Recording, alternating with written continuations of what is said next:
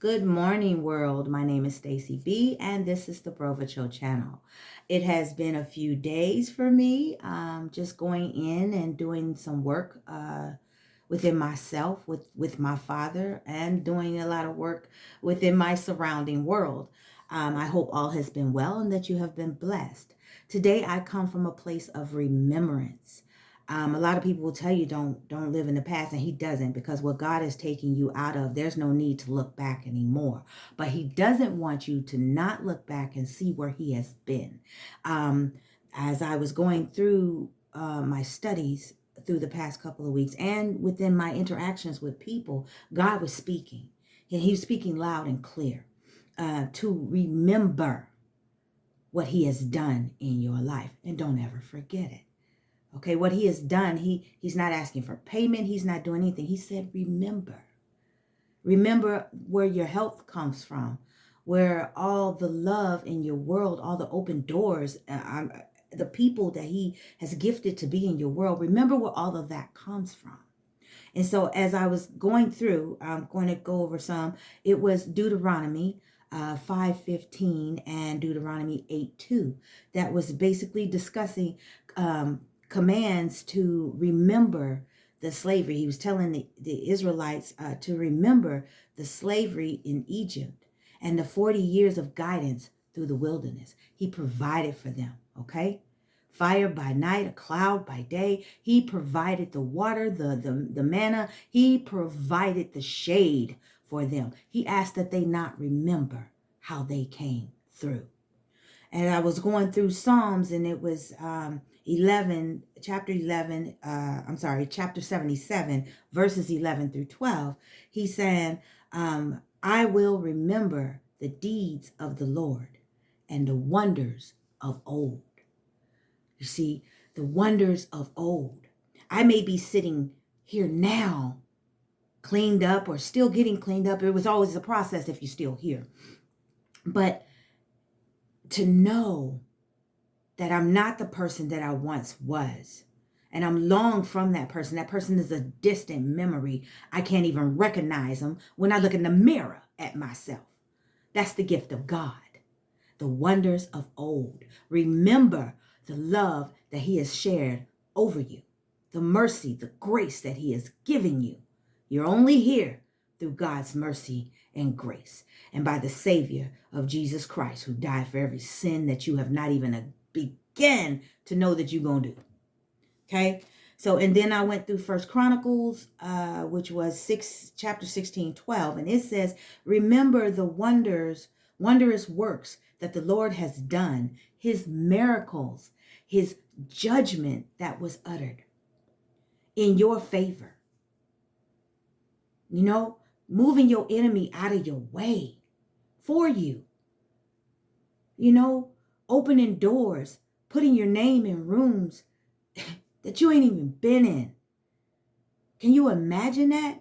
You going about your day, your struggles, your trials, you worried about this, you worried about that. And meanwhile, God is ahead of you, opening doors, bringing your name up in room and in the presence of those that you never thought you could meet. You never thought you would step in the same room with them and be on equal footing, because he's asking for your strength in you. He's giving you his strength. He's giving you his faith. Okay? And know that if you're in that room, you are meant to be there. Own it. Be bold about it. Okay? I was reading First Chronicles 2:11, chapter 11, 24 through 25. And that is the beautifulest thing of all, okay? That is to never forget Jesus Christ's sacrifice for you. The sacrifice and love that he made that day. Oh, man. The power that was given when he ascended into heaven. And the same power that is given to you when you accept him as your Lord and Savior. When you know that he is the Son of God. When you understand that the water, the blood, and the Spirit speak and they all agree. Do you hear? Can you hear? Do you hear him knocking at your door? Will you answer? For the love that he shows is something that no one else can give you. No one else can show you, okay? The way he maneuvers things out of our way is nothing no one else can do. The strength that the Lord gives you to stand up and be firm in him is something the world can't give. And so today, I don't want to harp on it. I don't want to move any further, but I will say thank you for myself as well, because the gratitude must be there. Even in the midst of your trial, there is a gratitude moment. He fed us today. He clothed us today. I'm in my right mind today. No one is having to bathe me. No one is having to speak for me. Oh, his presence is everywhere all the time. The one who struggled with all the trauma. Every now and again I think about it, but then it pops in so quick. He said, I got rid of all of that for you. And he's right. I learned the strength of every situation. Stop letting people tell you who you are in the Lord. Gain your strength from him and not from those around you. They may be able to assist you, but they can't do what God do. Know your worth. Know your worth. That is a powerful thing, and I repeat it over and over. You may hear this a lot of times in every video that I do, because it took a struggle to find my worth. And when you find your worth, you won't allow anybody to take it away, because they don't know what it took for you to get there. They can judge it. They can say what you're incapable of doing, who you are, or what they appear to see you as. Sometimes they see your kindness as weakness, your forgiveness as being a pushover. But the Lord said to forgive, okay? The Lord said to love, okay?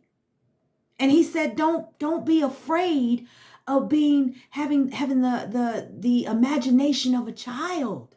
I love being the giddy and spunky person that I am. People say that's immaturity, but see, that's a difference.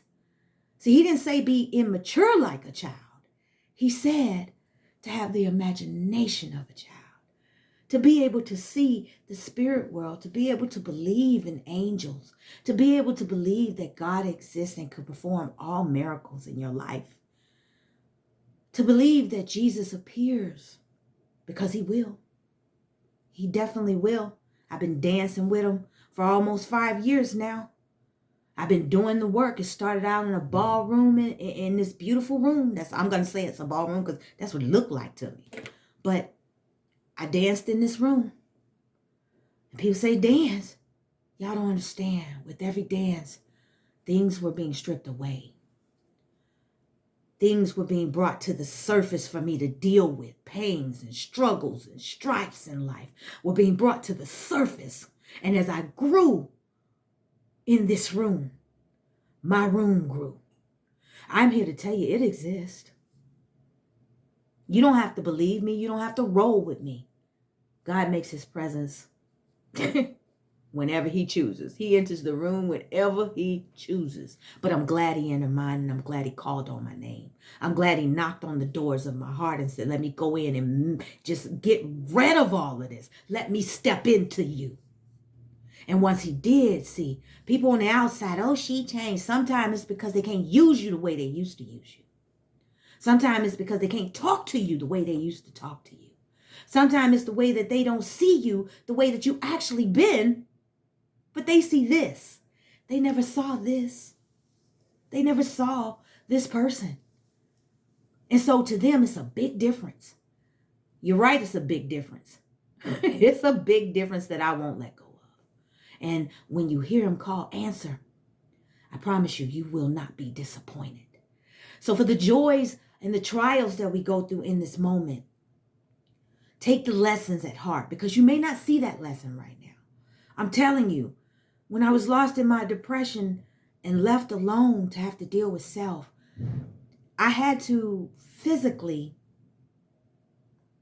learn how to understand people around me. When people mocked me, I stand strong now in the Lord because he was mocked, and I have to know that what has to be said has to be said. What has to be done must be done, regardless of what people say. And so to that degree, I don't care. I don't care what you think. I don't care what you're laughing about. What I know is God is real. I know Jesus stepped into my world. He's cleaned me from the inside out, and it's starting to show out here, and it's making it's touching some darkness in people. But it's also God's way of letting me see what's around me. Is it really in my best interest? Is it really for the works of the Lord? And I'm not saying that people around you are evil or anything like that, but they don't see the way he see. There's a song called If I Had Your Eyes. If I had your eyes, Lord, to only see what you see, to see how you see, you know, we wouldn't judge so harshly. And with that being said, take this joy, this remembrance, and move forward in your life with God. Have a wonderful day.